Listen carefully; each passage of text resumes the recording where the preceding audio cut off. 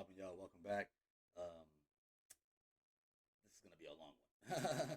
Another great video by Patrick CC, The Real American Psycho, Tom Cruise. Patrick CC, before I say this, let me say this. Be careful, bruh, because if you start talking about, I haven't seen this yet, obviously. It just literally came out an hour ago. If you talking about Scientology and all that stuff, bruh, you gotta follow him, Patrick CC. So be careful. Be careful. If you guys see me squirming, by the way, got my back brace on. My back went out yesterday. It's ridiculous. So, in order to fix my back, y'all got to sub on everything.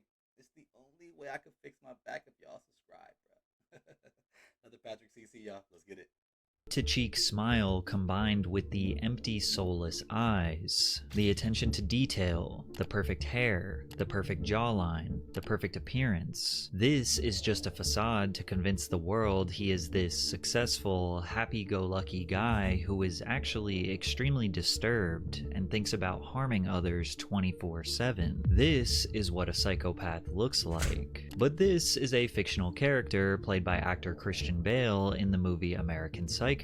And Bale said that the inspiration for this character was the real-life Tom Cruise, whose empty laugh, intensity, and robotic physical movements are on full display in this 1996 interview with Rosie O'Donnell. Because you saw her in Dead Calm, right? Yes. And you thought, I like her. Yeah, I thought she was very talented. Yeah, she is talented. The new movie's supposed to be great. Yeah, she's extraordinary. She's coming on this show. I know, she's just a couple days, yeah. No, I like her, I do, it's okay. It's Renee I was upset with. It's Renee in the movie with all that kissing with you, Tom. I didn't like that. However, the actual interview that inspired the American Psycho character was this one with David Letterman, where Tom Cruise laughed uncontrollably while telling the story of him cutting off his co-pilot's oxygen as they flew to dangerous altitude levels. One time we were flying to Colorado, and I was flying this airplane that we had to go on oxygen, and winds were better at a higher altitude, so we climbed up, and I realized that we couldn't stay at that altitude if on oxygen. I had to descend because I didn't have enough oxygen. So I had a passenger in the back. So we figured out, you know, me and the co-pilot, that if we turned the oxygen off in the back guy, that we could make it at this altitude.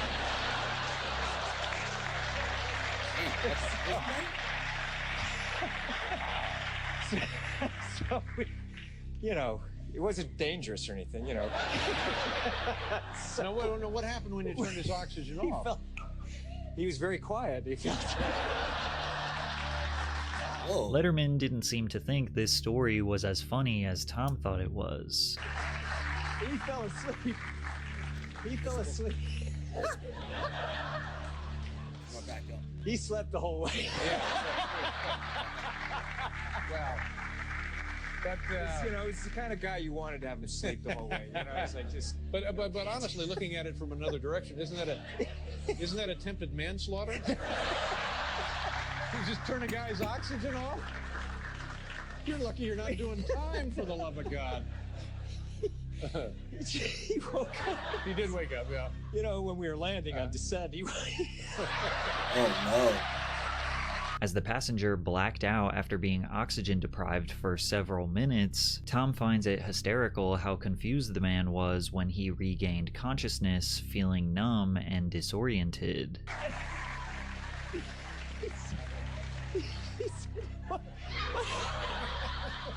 Oh no. I'm not gonna do too many stopping, but I thought American Psycho came out before 97. My hands are... I can't stop with an hour-long video. Hell no, this thing will be 3 hours. He said, "Geez, my hands."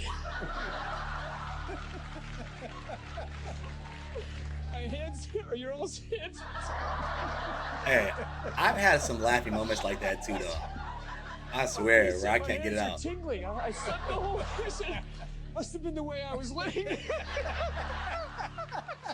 Now, some people look at this as nothing more than dark humor. The guy was fine, It was just a harmless prank. But maybe Christian Bale was actually onto something. And no, I'm not suggesting Tom Cruise is actually a serial murderer or enjoys the suffering of others, but he does have an obvious dark side. One that seems to be ignored by the masses. While they praise him for his box office hits and incredible stunts, Tom credits Scientology as the reason why he is so successful. Yeah, those guys are weird. Scientology is the quote-unquote religion that thrives on forced labor, signing its members to 1 billion year contracts, having an alleged torture camp called The Hole, among other horrible allegations from former members. Tom is so dedicated to this religion, he abandoned his own 7-year-old daughter and has not seen her in over a decade. Today we're going to deep dive into the career of Tom Cruise and try to assess why he is so loyal to the shadowy world of Scientology. Tom Cruise's life started out as an abused child who was desperate for a purpose. Cruise has described his father as a merchant of chaos who was a bully and a coward. For me, it was like, there's something wrong with this guy. Don't trust him. Be careful around him. You can imagine that not being able to trust your own father when you are a toddler created a difficult and chaotic environment for Cruise. Additionally, when Cruise was 7 years old, he was diagnosed with dyslexia, which made him feel even more isolated and confused. His father could never hold a steady job, which led to the family moving often. They moved from Syracuse, New York to Ottawa, Canada in 1971 when Tom was in 3rd grade. By the 6th grade, his parents got divorced, and his mother moved Tom and his sisters down to Louisville, Kentucky. According to Shane Dempler, a friend that went to school with Tom in Louisville, Tom was interested in becoming a Catholic priest. He had a very strong Catholic faith, Dempler said. We went to Mass, spent time in the chapel, and enjoyed hearing stories from the priests. We thought the priests had a great lifestyle and we were really interested in priesthood. Unfortunately, the boys were kicked out of the school after they were caught stealing alcohol and drinking in the woods. Oh, no. Shane recalled, "The school wrote a letter to our parents saying they liked us both, but would prefer if we didn't return. So we weren't kicked out, just preferred not to go." From there, Tom relocated to another seminary school in Cincinnati, Ohio, after being recommended by a local priest. Tom was instantly hooked, said Father Rich Schneider, who gave the speech that brought Cruise. So the priest touched him. And that's what began his weirdness. I'm going to say it. Other YouTubers or whoever you want to call myself, reactors, I'm not going to say it, but that boy was fondled with. That boy was fondled with, guaranteed. To seminary school. I think he wanted a good education. With his parents going through a divorce, it was tough on him. That's maybe one of the reasons why he came here. His time in Cincinnati did not last long, as his family would ultimately relocate again to Glen Ridge, New Jersey, where he finished high school. After graduation, Tom knew acting was his future. Within his first year of auditioning for various Hollywood roles, he landed a small part in a film called Endless Love. Tom's handsome look and physique made him stand out amongst his peers, which got him an ancillary role in the film Taps. As a novice in the industry, he wanted to learn everything there was to learn about cinema. The first film that I really got on, which was Taps, I went to every single department and I studied every part of the movie. I went to the camera department, I studied lenses, lighting. You know, I was working with a great cinematographer, Oren Roisman. I studied what producers do, what writers do, what wardrobe does, what the stunt department does, what props, sound. I studied every aspect of film. Tom was obsessed. His work ethic gave Hollywood producers even more of a reason to invest in him. He earned another ancillary role in The Outsiders before securing his first lead role in the 1983 hit Risky Business. Risky Business is an 80s mood film that appealed to teenagers at the time. Every generation has a few cult classic coming-of-age films that are not cinematic masterpieces with intricate plots, but capture somewhat of a realistic look of the aesthetic, attitudes, and behaviors of the kids who grew up in that era. The film grossed $60 million at the box office, and he stole the hearts of young people in the USA. Even at the young age of 19, Tom was mature beyond his years, which can be felt during this 1983 interview with Bobby Wygant. What do directors, how do they direct you? Do they work with you a lot, or do they pretty much give you rein? Yeah, they leave me alone. A director, a good director will listen, and trust his artists after casting them. I've been fortunate. I've really had a lot of room with the directors that I've worked with. Tom holds a very controlled, poised demeanor. Even if he glares at you for a second, you can feel his intensity. He quickly shifts from high-energy laughter to extremely soft-spoken. Tom continued his trajectory as a rising star in Hollywood, and in 1986 he would land a lead role in a classic film that would officially secure him a 40-year legacy. It also ushered him into the controversial church of Scientology. But first, a quick word from today's sponsor, Underdog Fantasy. We ain't got no money. We don't bet money around here. Not on business. I don't do resources to push military propaganda and program young men for war. G.I. Joe, Cap Guns, Little Green Army Men, Boy Scouts were resurging in popularity, and of course the seemingly endless list of 1980s war movies. Writer Jerry Bruckheimer capitalized on the pro-military trend by focusing on the high-octane, action-packed jobs of fighter pilots. Originally, Tom did not want to participate in the film. We were turned down by Tom Cruise over and over again, but we arranged with the Blue Angels back in, I guess, 85 to take him up in a jet. And he came down, he had a great ride, walked over to a payphone, called me up and said, "Jerry, I'm in." Tom Cruise played the role of the charismatic fighter pilot Pete Maverick Mitchell, an all-American patriot who oozes masculinity and charm. The film was a blockbuster hit, earning $357 million at the worldwide box office. Tom Cruise was a pop culture superstar. Aviator sunglasses became status quo late 80s fashion because of him, and the US military had its last year of positive growth after the movie was released. But behind the scenes, Tom was actually struggling. When I was 22, when I was making Top Gun, I got the chance to make my dream come true to become a pilot. I thought, this is the time to do it, so I had a couple of lessons, but then I blew it off. I'd try to concentrate on what I was reading, then I'd get to the end of the page and have very little memory of anything I'd read. I would go blank, feel anxious, nervous, bored, frustrated, dumb. I graduated high school in 1980, but I didn't even go to my graduation. I was a functioning illiterate. I loved learning, I wanted to learn, but I knew I had failed in the system. In 1986, the year Top Gun came out, I became a Scientologist. A friend gave me a picture book on Scientology, and through this I was introduced to the writings of L. Ron Hubbard, who had founded the religion. Mr. Hubbard was also an educator who had been researching the field for decades. He had found that literacy and comprehension levels were declining worldwide, so in the 1960s he had developed study technology. It pinpoints 3 barriers to learning: lack of mass, you can't learn to fly a plane by just reading about it, you have to sit in the cockpit or at least have a picture of a plane; skipped gradients, trying to master skills or information without mastering or understanding that which comes before them; and misunderstood words, the most important one and cause for stupidity. Once I started focusing on those problems, everything fell into place. Cruise credits Scientology with helping him overcome his learning disability. He is one of the church's most high-profile followers and has become a spokesperson for the organization. However, his close friendship with David Miscavige, the current leader of Scientology, has placed him at the center of several controversies as well as question his legacy as a whole. Scientology is a religion that many consider to be a cult created by science fiction writer L. Ron Hubbard. According to the Church of Scientology, Ron was a highly trained... All these cults and all this stuff was made for them to get some cut. It is what it is. Because they end up getting all the cutty, and they're taking fools' wives and stuff, and it's just some horn dogs making fake religions. I don't care. That's what I feel about Mormonism. That's what I feel about all of it, homie.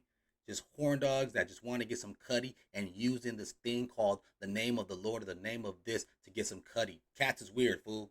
Lieutenant commander in the US Navy, who became a war hero that sunk a Japanese submarine, as well as a Purple Heart Award winner due to suffering blinding and crippling injuries through the course of combat in the Second World War. One medical report describes Hubbard as suffering a severe bone infection in the hip and back, forcing him to walk with a cane. Another shows his vision registered at 2100, which according to Medical Review meant that he could not distinguish facial features until 3 or 4 feet away. away, could not make out a street sign beyond 10 yards, and could not read a newspaper. Whereas the official US Navy documents say that he was not qualified to be a lieutenant commander. He never received a Purple Heart, categorized his injuries as being exposed to light for too long and spraining his ankle, to which they prescribed him dark glasses and declared him ready for duty, as well as analyzed all potential evidence surrounding him sinking a Japanese ship, only for them to find that there was no submarine in the area at the time. Due to the conflicting information, we don't really know the truth about his time spent in the military. What we do know is that he was an incredibly proficient and fast writer. Hubbard holds the Guinness World Record for the most published works by one author. Battlefield Earth, To the Stars, When Shadows Fall, Typewriter in the Sky are just a few of his fantasy, alternate world fiction stories. Although he published books at an incredible rate, there seems to be a quantity over quality issue, because he was never able to make a financial living off of his work. There have been extensive studies and multiple sources that have corroborated this L. Ron Hubbard quote. He told us that writing science fiction for about a penny a word was no way to make a living. If you really want to make $1 million, he said, the quickest way is to start your own religion. If this quote is true, that would insist that a science fiction writer came up with a silly idea for a religion to get rich,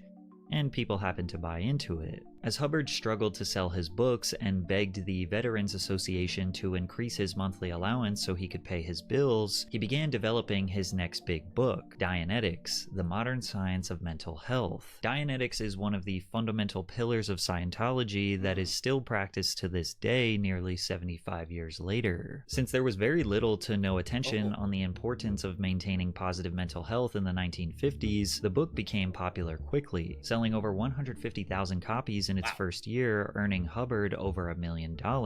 However, Hubbard's system faced a lot of criticism from doctors and psychologists. They say he lacked scientific evidence and empirical data, and he was using pseudoscientific concepts to prove his nonsensical ideas. But then Hubbard played the conspiracy card. He convinced his followers that the only reason actual scientists didn't agree with his teachings was because psychologists, pharmaceutical companies, and the medical industry as a whole would lose billions of dollars if they acknowledged that Dianetics was the cure for all psychological pain. Additionally, Hubbard started to expand Dianetics into a broader spiritual belief system, which eventually led to the creation of Scientology in 1953. Hubbard did not complete his college education, nor did he spend years studying any field of medicine or health whatsoever, but he does claim that he cured himself from arthritis, bursitis, blindness, ulcers, and even the common cold, and he was able to do that through Dianetics. Dianetics theory describes the human mind as two parts, the conscious analytical mind and the subconscious reactive mind. Hubbard's beliefs were very similar to Sigmund Freud's theory of the unconscious mind and his understanding of how suppressed memories can shape an individual's behavior. However, in Hubbard's theory, all psychological pain and the mental and physical health problems that come from that were a form of memory known as engrams, which are stored in the reactive mind. While Dianetics focused on improving the mind, Scientology took things further by introducing the idea of the Thetan, an immortal spiritual being that lives inside every person. Hubbard believed that each person is actually a Thetan with limitless potential, but this potential is blocked by negative experiences or engrams that have built up over many lifetimes. Scientology therefore became a way to free the Thetan from these engrams, allowing the person to achieve spiritual freedom and reach their full potential. This process is known as going clear, which is the ultimate goal of someone practicing Dianetics. Once someone goes clear, they can then move on to higher levels of spiritual awareness and power, known as the operating Thetan levels. These levels are supposed to give the person more control over themselves and the world around them. Powers such as telepathy, exteriorization, which is the ability to separate from the body with full perception, telekinesis, the ability to move objects with thought. Where most religions focus on a servitude towards a god or a higher power, Scientology kind of does the exact opposite. And although they don't say it specifically, they essentially believe that they are gods or that they can become gods. Tom Cruise is known for reaching extraordinary levels of human excellence, such as learning how to become a fighter pilot or climbing the tallest building in the world without any sort of harness or rope, among his endless list of other incredible stunts he has performed. Yeah, it's safe to assume that Tom crazy, Cruise bro. believes that going clear has allowed him to accomplish these incredible feats. However, the process of going clear is pretty intense and also costs a lot of money. To go clear, a trained auditor helps a person go through their past experiences to find and deal with the engrams that are Yeah, don't holding you have them to hold, back. like, 2 toilet This paper process rolls? often involves using something called an e-meter, a device that measures the electrical resistance of the skin, which is believed to show the presence of engrams. Auditors use the e-meter to track a those person's progress and help them find and resolve deep-rooted negative experiences. A person during an auditing session would be instructed to hold 2 metal cylinders connected to the e-meter, which sends a small electrical current through their body. The e-meter then measures changes in the electrical resistance, which Scientologists believe show changes in the person's mental and spiritual state. The auditor uses these readings to guide the person through questions, but these questions that they ask are often very leading and intended to poke and prod at the deepest, darkest secrets held in your mind and soul. When you learn about how these auditing sessions are done and the types of questions that they ask, you'll see how it almost comes off like an interrogation or a way to give personal information to an organization that could be potentially later used against you. Yeah, so here's even how a Scientology auditor believes it works. You're holding the cans, there's a tiny little battery in that e-meter that's sending, and you're completing the circuit when you pick up the cans, right? So you got a little thing going there, and that needle will respond to your physical movement, but that's not what we want. And I'm gonna go, is there something you're withholding from me? And what I'm looking for is, right when I say at the end of me, I'm looking for the needle to dip to the right. And so I'll give you a really good example of this. So you're holding the cans, say, is there anything you're withholding from me? And I get an instant read. And I go, is there anything you're withholding from me? You're gonna go, I don't think so. And I don't see the needle. No, you don't see the needle. Okay. I go, well, what did you think of when I asked you the question? Okay, so you're gonna go, I don't know what I was thinking of. And then I'll be like, take a look and I'll help you out here. I'll try to steer you. Okay, so I'm looking to get roughly the same read while you're thinking about whatever. I'm going, what was that? What was that right there? And you can start digging to what? You can start... I just want an answer to the question. Okay. And I can go to memory. Yeah, and you can give me any answer you want. There's no way for me to know if you're giving me the right answer, but I want you to give me something.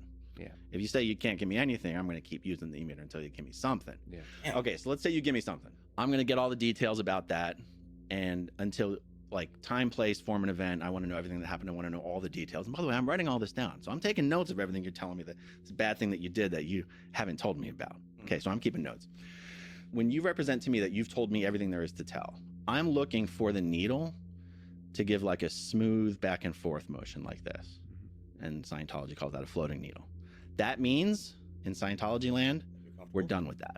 Now, many people argue that the e-meter is not exactly scientifically proven to really do anything. It does measure some sort of electrical current that takes place in your body and mind, and it is somehow connected, but we can't prove that it indicates anything about mental health or your physical or emotional well-being. Many people look at it as nothing more than hypnosis, and many believe that the auditing process is strategically designed to make people think that it's actually doing something positive in their life. Being a victim is despised in Scientology because of something called the tone scale.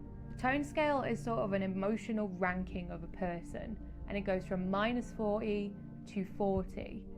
Now 0 is death and 0.1 is victim. It is seen as a bad thing to even feel any negative emotions in Scientology because Scientologists believe that if bad things happen to you, it's because you have done something bad to deserve it. Damn.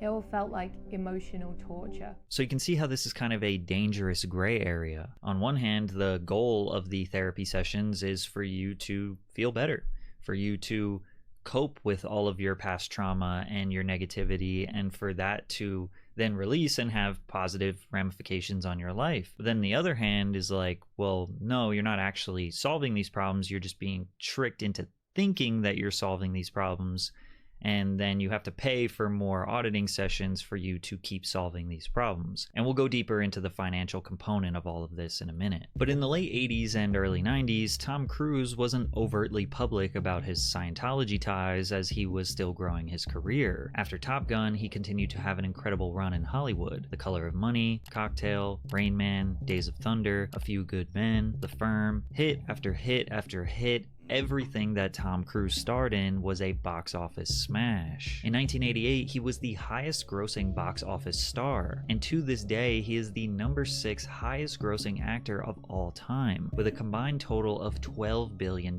generated. He was a convincing leading man who does all of his own stunts. He had near perfect looks. On set, he was known to be honest, humble, and a genuine person. He was considered by many to be the perfect human, yet somehow still very mysterious. You've got one of the nicest reputations in Hollywood. I mean, everyone who interviews you says, hands down, you are polite and giving. Well, what's wrong with that? But I've interviewed you a lot of times, and you don't let people real close. How come?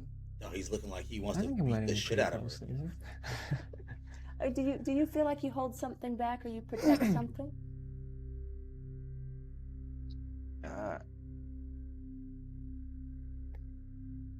Yeah, I mean,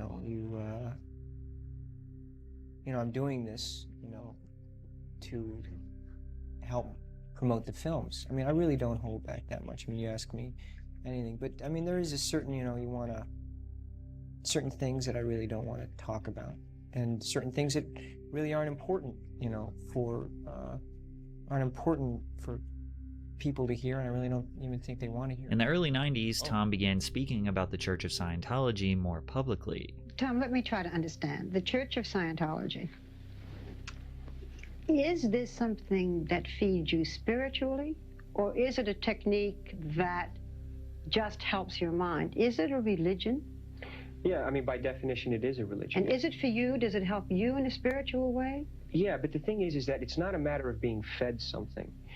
And it is not someone telling you how to live your life. It is not someone feeding you what is real for them. It is what is real for you. It is a self-exploration. Does it bother you that it is considered so controversial, that it is considered a cult, that it has been investigated? I'm not telling you anything you don't know. No, it doesn't. For me, I don't care. It doesn't affect me at all. It doesn't matter to me. Whatever anybody thinks or what they don't know, I know what I know. He still seemed to be reserved, not willing to go into immense detail about how the church functions and his role in it. In 1986, L. Ron Hubbard died, and David Miscavige was named chairman of the board, or the leader of Scientology, in 1987. At 2,000 hours Friday, I've seen this guy before. The 24th of January, AD 36, L. Ron Hubbard discarded the body he had used in this lifetime for 74 years, Damn. 10 months, What a crucial way of putting and 11 days.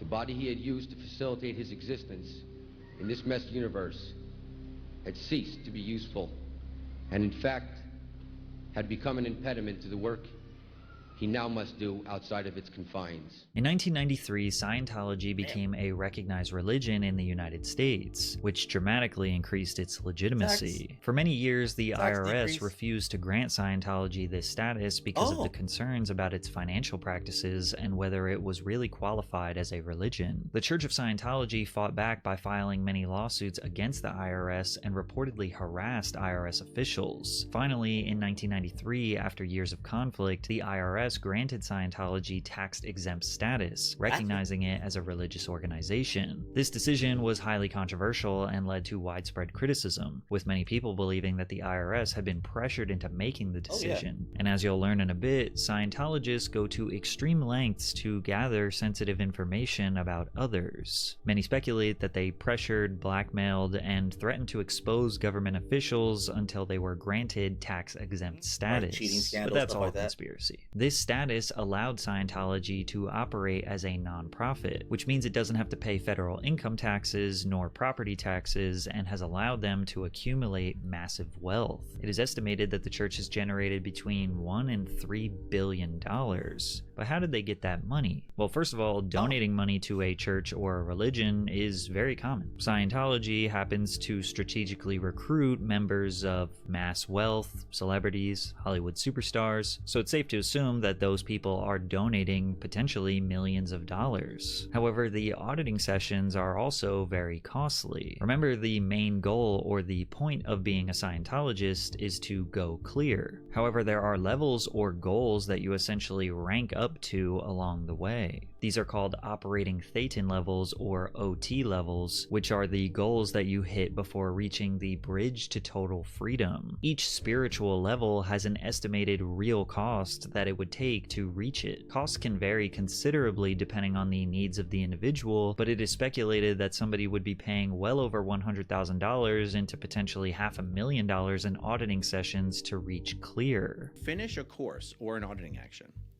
You're not allowed to finish it until you write up a success story on how great it was and how it changed your life and how you would want other people to have that. Now, if you're like, I'm not really feeling it. You're like, oh, you're not? We're gonna have to go back and see what's wrong with your last level. And that costs you more money. Hop on the lobotomy machine, my friend. The beatings will continue until morale improves. But you get to a point where it literally costs you more money to say that thing didn't give you exactly what you hoped it would. So you're trained to lie to yourself. That's crazy. Just to save money.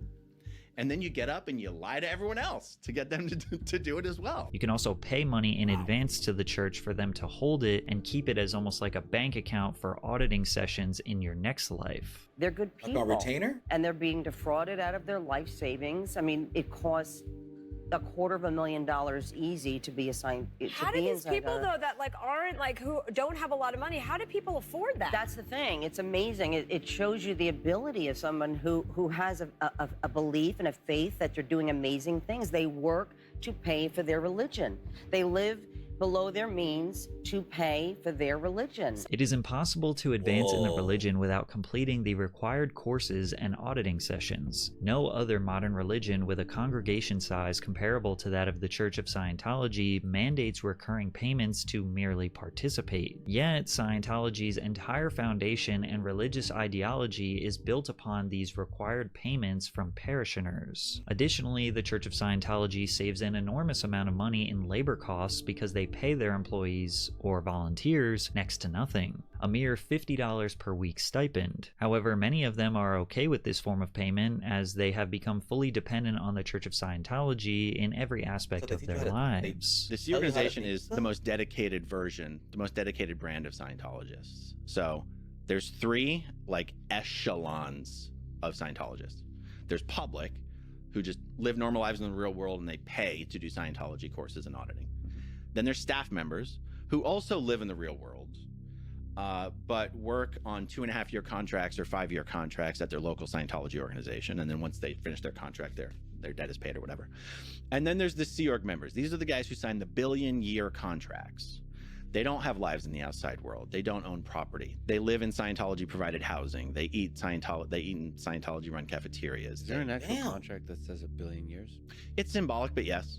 Okay. No, it's not a legally enforceable contract. According to L. Ron Hubbard, the Sea Org initially operated on 3 real ships, the Diana, the Athena, and the Apollo, which Hubbard used to spread the teachings of his new religion. According to Hubbard, much of the galaxy, including Earth, was ruled tens of millions of years ago by the Galactic Confederacy, controlled by a tyrant named Xenu. Xenu was eventually overthrown by a group with the Confederacy known as the Loyal Officers, and Sea Org is modeled after these loyal officers. Sea Org members are considered the most dedicated Scientologists, signing 1 billion-year contracts to serve the church across multiple lifetimes. Many join at a young age, some even as children, and endure a rigorous lifestyle that includes up to 100-hour work weeks, strict discipline, and a $50 per week wage. They do not have relationships or communication with the outside world. They are not allowed to have children. They eat, sleep, and breathe solely for the purpose of Scientology. Scientology. They do normal jobs, just like any other business, but they are assigned to them like a military post. You have the treasury, which consists of people who receive, collect and invoice money, pay bills, manage assets. You also have sales representatives who get people to sign up for the religion. You have a promotional team who sends out flyers, emails, and advertisements for the church. You also have auditors, and the people who train the auditors, and the people who monitor the people who are training the auditors, and then the people who get members to pay for the auditing sessions and constantly pester members to sign up for more auditing sessions. If any,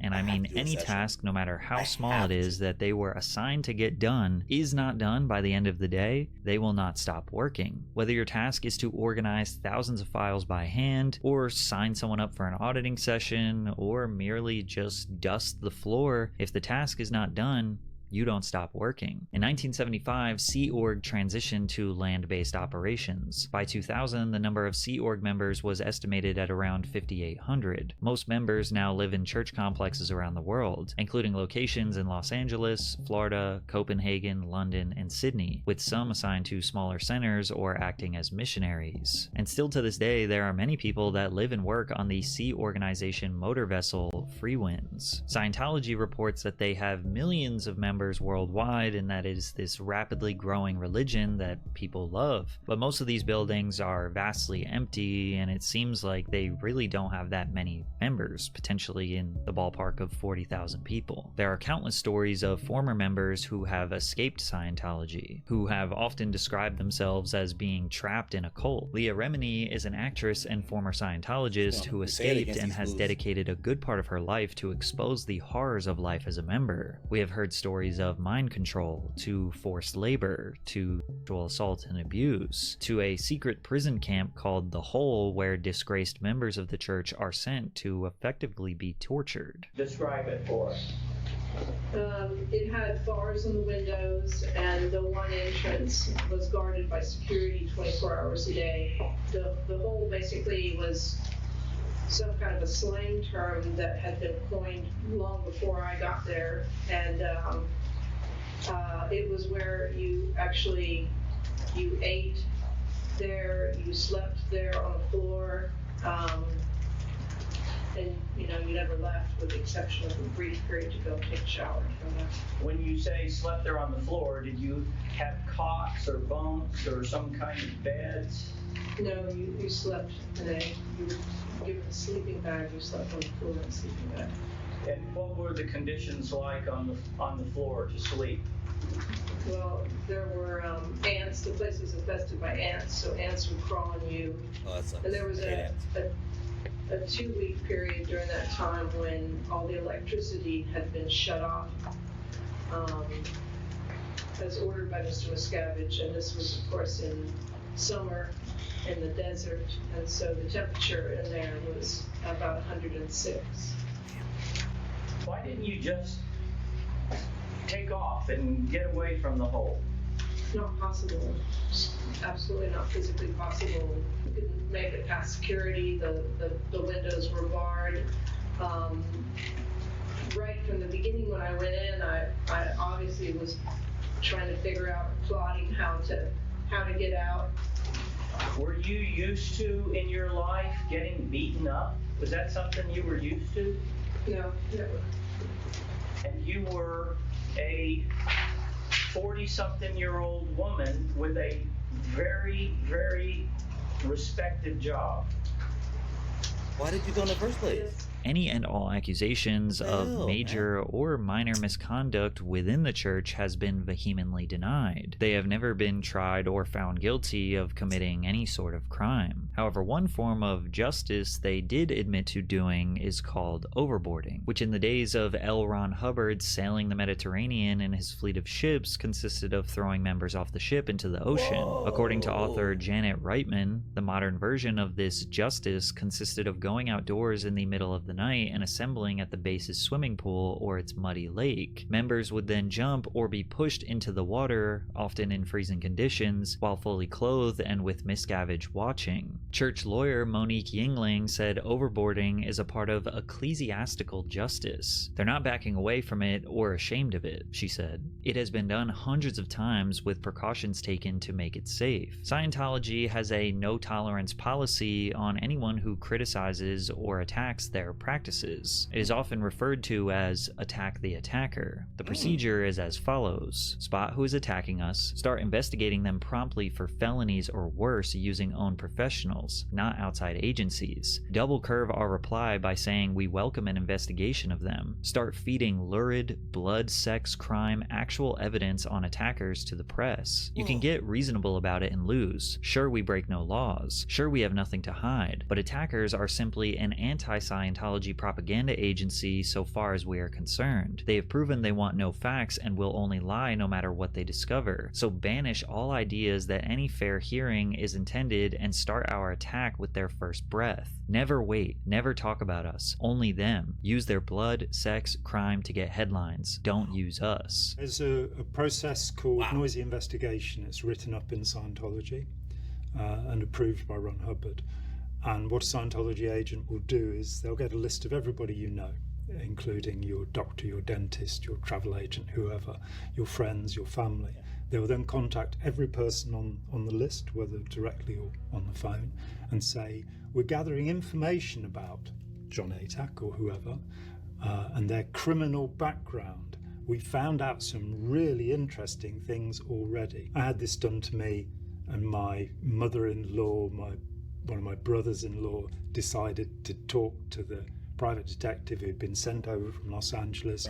He travelled as far as Australia to find people who'd known me. It was put about that I was a recovered heroin addict. I've never taken heroin in my life. I was a rapist. I'd attempted murder.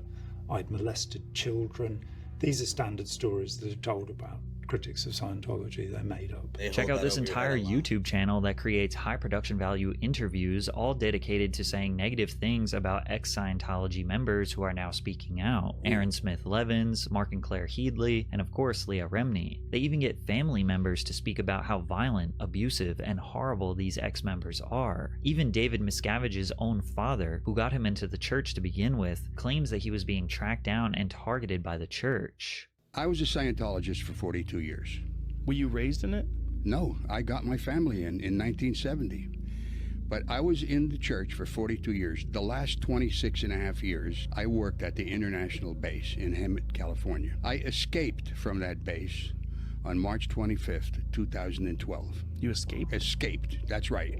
I had to plan that escape for 6 months. About a year and a half later, there was a private investigator caught by the name of Dwayne Powell, who was around the corner from my house, looking at a house to buy so he could spy on me from that house. So a lady in the neighborhood saw him, and she thought he was a drug dealer or up to no good. So she called the West Dallas police, and Nick Pye came out and confronted the guy. He gave Nick some shit. Nick said, hey, listen, man, you're under arrest. Do you mind if I look in your car? So Nick went to the van and opened it up, and in a trunk, there were 5 license plates from 5 different states. There were 2 handguns, a stun gun, 2 rifles, 1 fitted up with a silencer, and 2,000 rounds of ammunition. So they arrested the guy.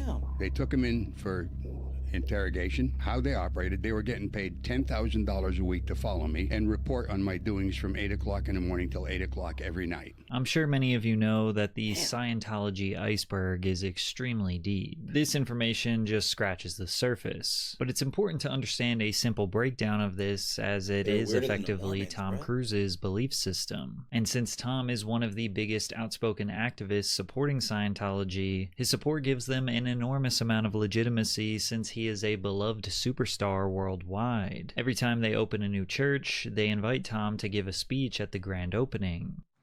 Our kids need help. This world needs help. The kind of help where people can help themselves. Now, I have and will continue to dedicate my life to accomplishing this. And I am supremely grateful to Mr. L. Ron Hubbard for the study technology he provided, because I would not be here today if I didn't get that. And I am honored to be part of the applied scholastics movement, because I know now that I can truly help. And so can you. But regardless of his ties to the controversial church, Tom continued to have rampant success in Hollywood. The Firm, Jerry Maguire, Mission Impossible, which became a 7-part series that defined his career as a stuntman. He learned how to skydive, fly, and put in the homework to make a role look realistic. He also had Eyes Wide Shut, Magnolia, The Last Samurai, and Minority Report to prove that he wasn't just a one-trick pony who does heroic action films. However, with the extreme rise of tabloid culture, publications were interested in poking and prodding around the personal lives of celebrities. And since Tom was a wildly successful actor with a popular actress wife and 2 adopted children, they were a pretty good target. We're private people. We are human beings. You know, we are human beings. We have feelings, and more importantly than that, we have a family now. We have children. And I think that for years we were told, and just don't worry, and suddenly all these kind of rumors and gossip all of a sudden starts getting printed in I forgot he was married to old girl. legitimate magazines. And and I'd send letters asking for an apology. It's not true. And then you start getting letters back where they say, and I just said, you know what? I'm mad as hell and I'm not going to take it anymore.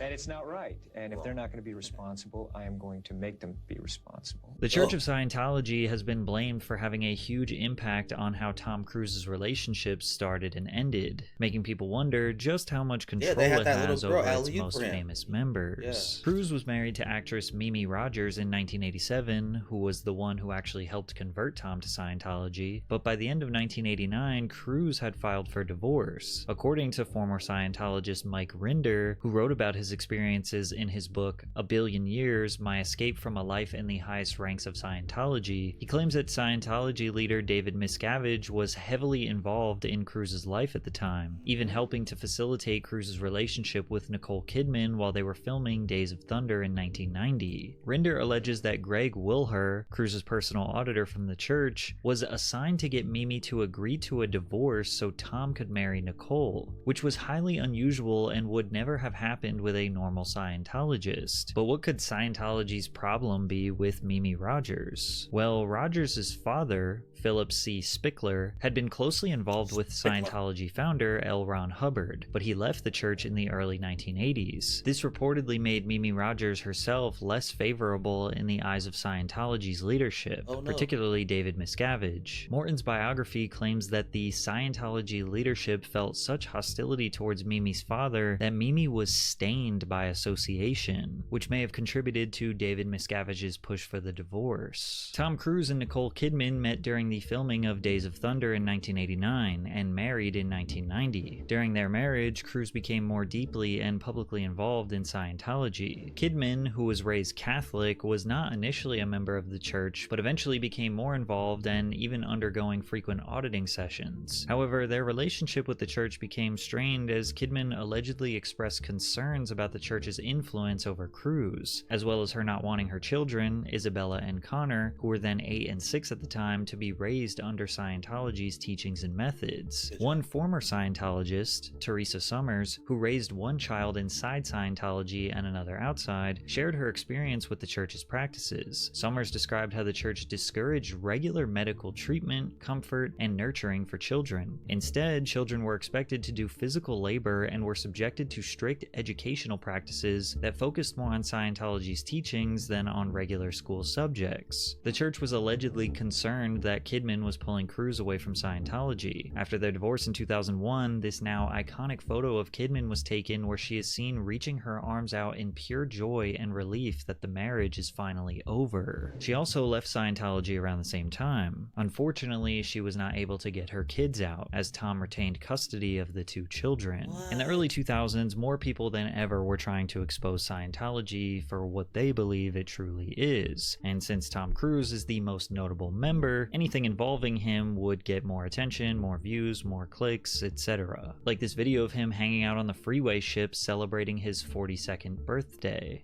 Thank you.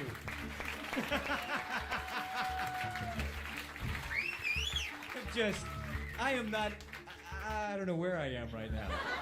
You know, you have to kind of be there to understand this reality. You know how that is? This is incredible. This is just, I will not, I just, how do I thank you? Thank you. It's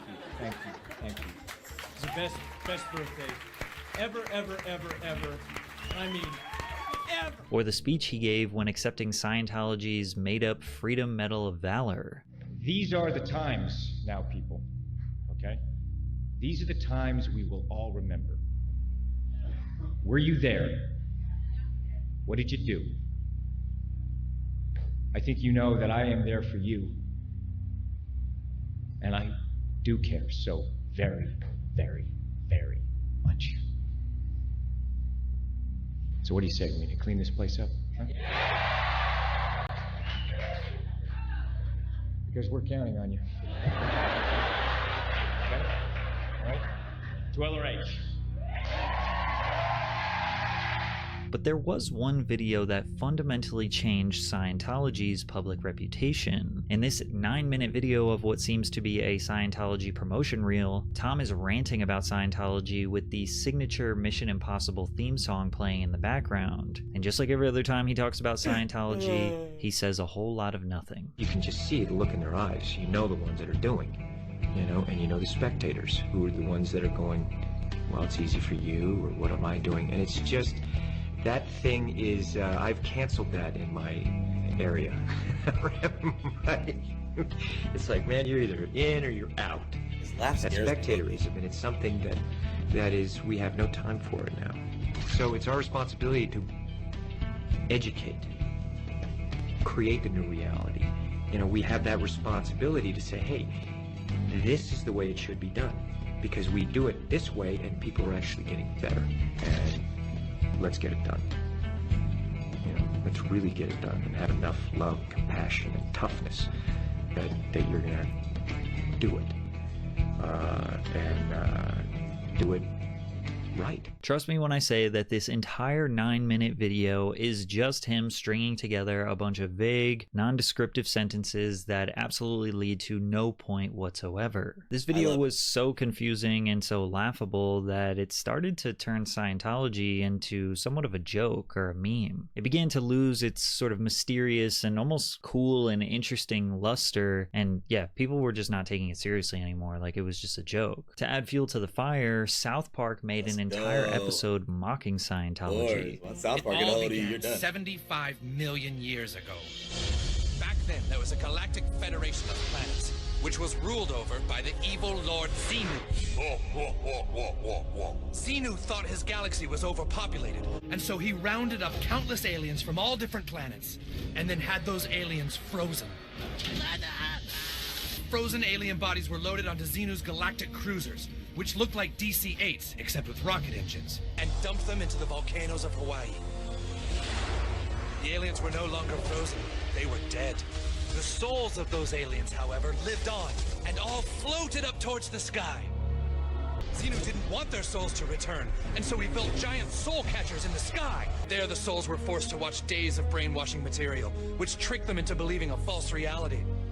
Xenu then released the alien souls, which roamed the Earth aimlessly in a fog of confusion.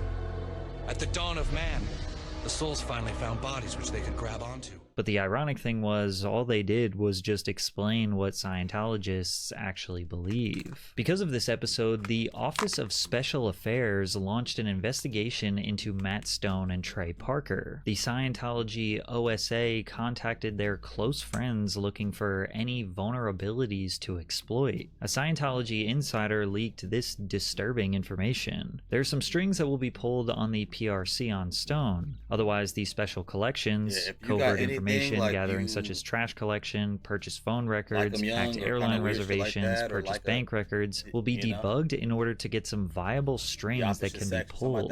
Despite their efforts, they were never able to find anything about Matt and Trey Parker. When you talk about Scientology, you're used to the response that people give you, aren't you? That you're some kind of nutcase, you know, there's some kind of lunatic, fringe sort of religion thing. Used to the response. I mean, fly around in that's spaceship. Bigotry. Well, that is the religious equivalent of I'm racism. putting the point to you that this is people's reaction. No, I think maybe people say that to you. They don't say that to me.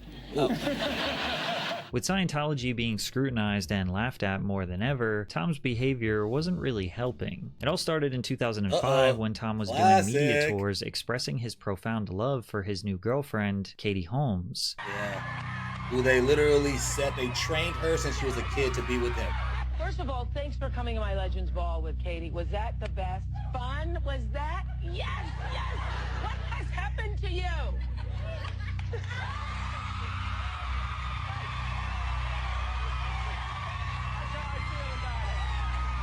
That's how I feel tonight.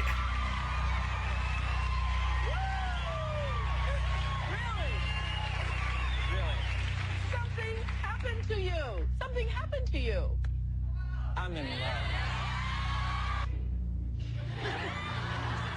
No, they're literally on the edge of their seats. They're like, This is crazy.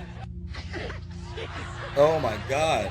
no, I know what he's doing. He's processing. Is that the infamous couch jumping What he scene? is going to tell. What he is going to tell. Have you ever felt this way? I love Katie Holmes.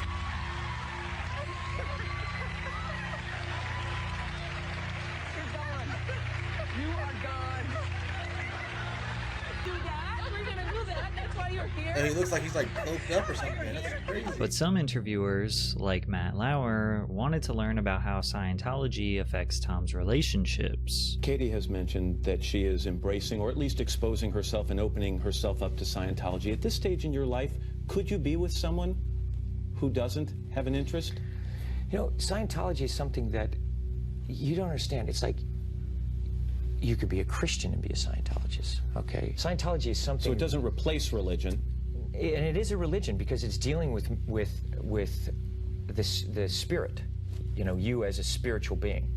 And it's something that there's tools that you have that you apply to your life. They then go on to discuss when Tom Cruise criticized actress Brooke Shields for taking antidepressants for postpartum depression. And I know that psychiatry is a pseudoscience. But Tom, if she said that this particular thing helped her feel better, whether it was the antidepressant or going to a counselor or a psychiatrist, isn't that enough? Matt, you have to understand this. Here we are today, where I talk out against drugs and psychiatric abuses of electric shocking people, okay, against their will, of drugging children with them not knowing the effects of these drugs. Do you know what Adderall is? Do you know Ritalin? Do you know now that Ritalin is a street drug? Do you understand that? The difference is this was not against her will, though. Matt, you didn't answer Matt's question. Matt, I'm asking you a question. I understand there's abuse of all of these things. No, you see, here's the problem. You don't know the history of psychiatry. I do. Aren't there examples, and might not Brooke Shields be an example of someone who benefited from one of those drugs? All it does is mask the problem, Matt. And if you understand the history of it, it masks the problem. That's what it does. That's all it does.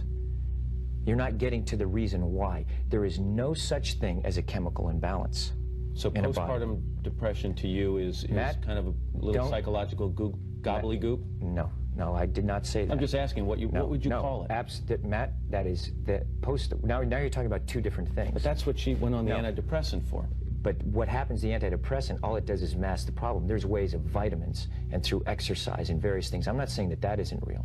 That's not what I'm saying. That's an alteration of what I'm saying. I'm saying that drugs aren't the answer, that these drugs are very dangerous. They're mind-altering, antipsychotic drugs.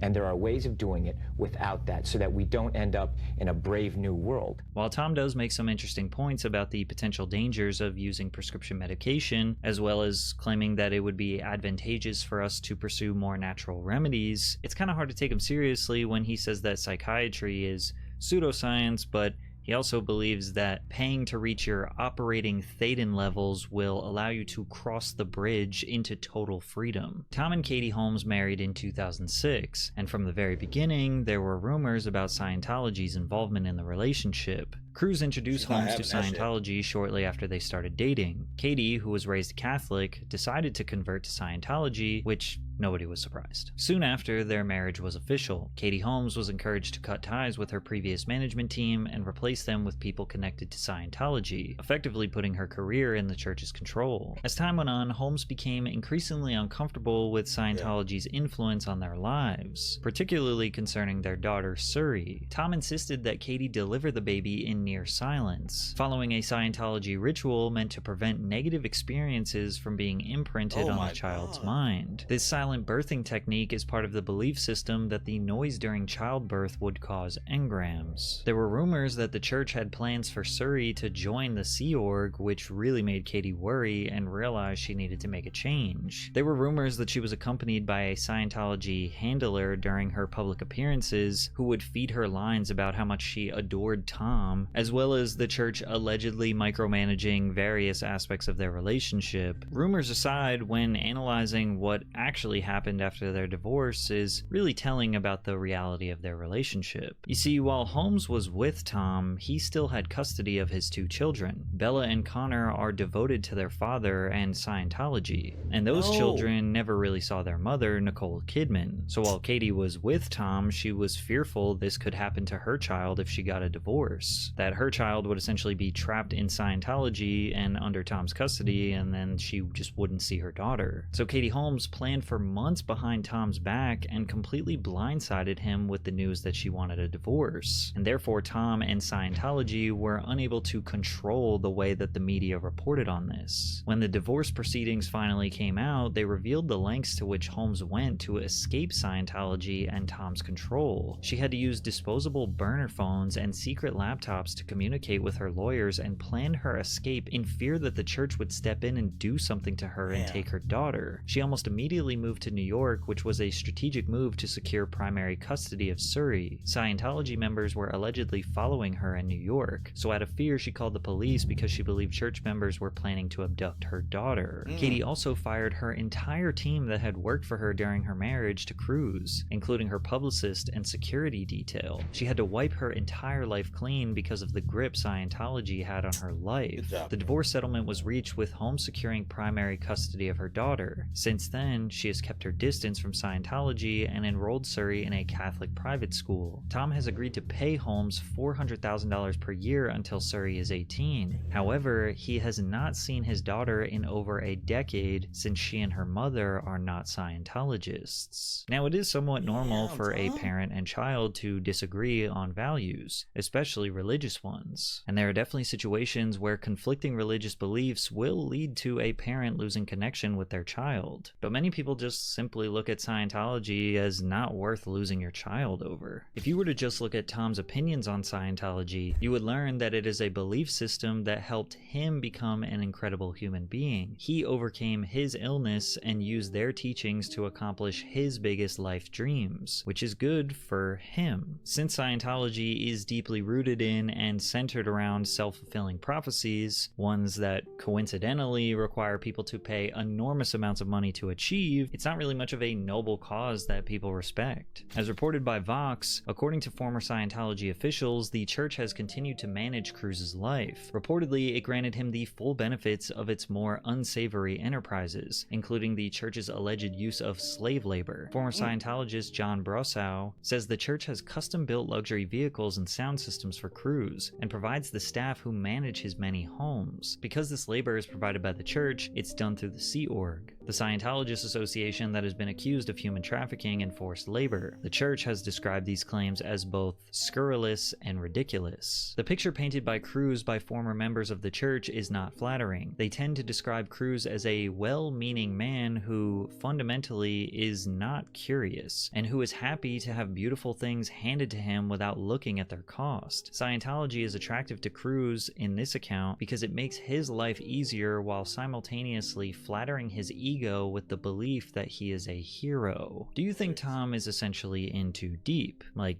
Yeah, maybe he does want to see his daughter, but they have too much dirt on him and it's almost a hostage type situation. Do you think he is actually an evil man who is taking advantage of forced labor and a tax-exempt fortune? Do you think he is conveniently turning a blind eye to the alleged horrors and is going to play the whole "I was brainwashed" card when it all comes crashing down? Or maybe you think he is actually brainwashed, and he is potentially a victim just like every other Scientologist, and doesn't make you look at his movies or legacy any differently.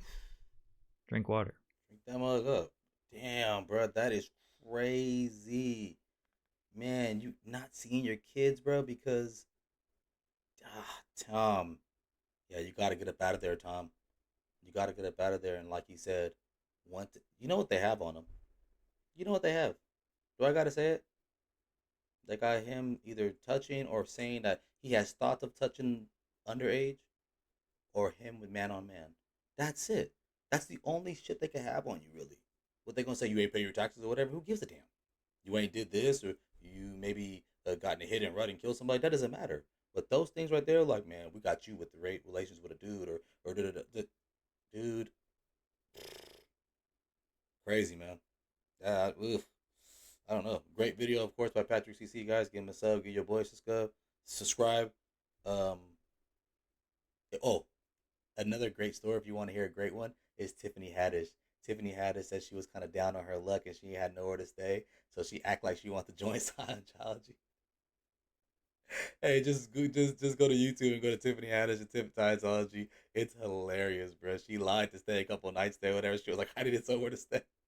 It's a funny story, bro. I'm not giving it no justice. I'm not doing it no justice. So, man, get out, boy. Sorry, get your boy subscribed, man. Thank you.